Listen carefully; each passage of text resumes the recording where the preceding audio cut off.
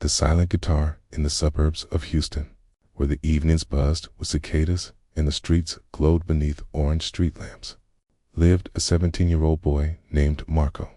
Marco wasn't loud or popular. He kept to himself, walking the halls of his high school with headphones on and a sketchbook tucked under his arm. But what people didn't know was that music lived inside him, like a fire waiting to escape. His father, who had been a mariachi musician before passing away from illness, left Marco one thing: an old, weathered guitar. It wasn't much to look at. The varnish was scratched, the strings rusted, and one of the tuning pegs hung loose. But to Marco, it was priceless. Whenever he strummed it, he swore he could hear his father's laughter echoing back.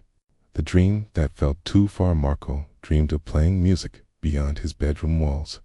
He wanted to stand on a stage, feel the lights on his face, and let people hear his songs. But dreams require courage and, sometimes, money. Their family had little of either. His mother, Rosa, worked long shifts at a bakery to keep food on the table. Marco helped by tutoring younger kids in math. A new guitar? Impossible. Music lessons? Unthinkable. Still, every night, Marco sat by the window with his father's guitar. The sound wasn't perfect. Some notes rang sharp, others dull, but in his hands, even the broken instrument sang. The school talent show, one Monday morning. Its posters went up across the school. Annual talent show, winner performs at Houston Youth Festival. Marco's heart skipped. The festival wasn't just any stage hit, was the biggest in the city, with scouts from music academies and even recording studios watching.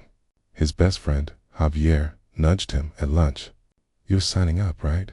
Marco shook his head. With this, he gestured toward his guitar case. "They'll laugh." Javier leaned closer. "They won't laugh if you play the way I've heard you play. Man, your music could shut people up in seconds." Marco wanted to believe him, but the thought of stepping onto a stage with his broken guitar made his stomach twist. The breaking point on the day of auditions, Marco sat at the back of the auditorium, guitar on his lap. He watched polished singers and confident dancers strut across the stage. When his name was called, his hands trembled. He strummed the opening chords of a song he had written for his father. But halfway through, one of the strings snapped with a sharp twang. The hall filled with awkward whispers.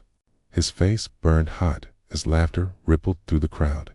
"Sorry," he muttered, rushing off stage before the judges could dismiss him. That night, Marco shoved the guitar under his bed. "I'm done," he whispered Dad. I tried A Stranger's Ear. 2 days later, Marco walked past a small music shop on his way home. In the window sat guitars gleaming under the light. He lingered, staring at them, wishing. The shop door creaked open. An older man with gray hair and kind eyes stepped out. "You play?" Marco shook his head quickly. "Not really." The man chuckled. "Your eyes say otherwise." He invited Marco inside. Hesitant, Marco followed. The shop smelled of wood and polish. Instruments lined the walls like jewels. "Go on," the man urged, handing him a guitar. Marco's fingers hesitated, then found the chords of his song. The notes flowed, shaky at first, but soon steady, raw, full of longing. When he finished, the man's eyes glistened. "That's not just music. That's a story." Marco shrugged. "It doesn't matter. My guitar's broken and I can't afford another." The man studied him, then disappeared into the back. He returned, carrying a slightly worn but sturdy guitar. "Take this one. It's not new, but it still sings. My son once dreamed like you. He never got the chance. Don't waste yours." Marco's throat tightened. I can't pay. Promise me you'll play."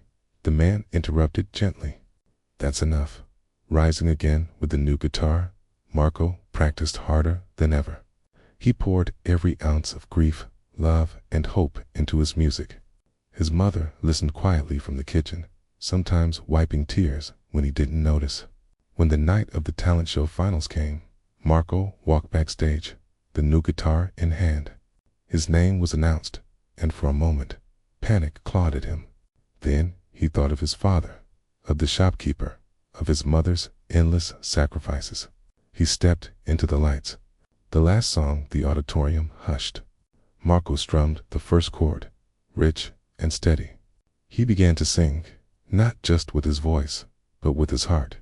The song told of a boy and his father, of loss and love, of holding onto light when the world feels dark.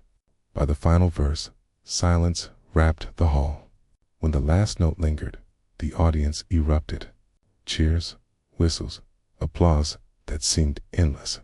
The judges leaned forward, their expressions softened. One spoke into the mic. That wasn't just a performance. That was truth. Marco won. Full circle weeks later, Marco stood at the Houston Youth Festival, thousands of people watching. As he strummed the same song under glowing lights, he looked up at the sky. Somewhere, he felt his father was listening. When he stepped off stage, his mother hugged him tight. "You did it, mijo." He'd be so proud. Marco smiled, clutching the guitar gifted by a stranger. "No, Mom, we did it." Moral of the story: dreams often break under the weight of hardship. Strings snap, voices falter, and the world laughs. But with kindness, resilience, and a heart that refuses to quit, even a silent guitar can find its song again.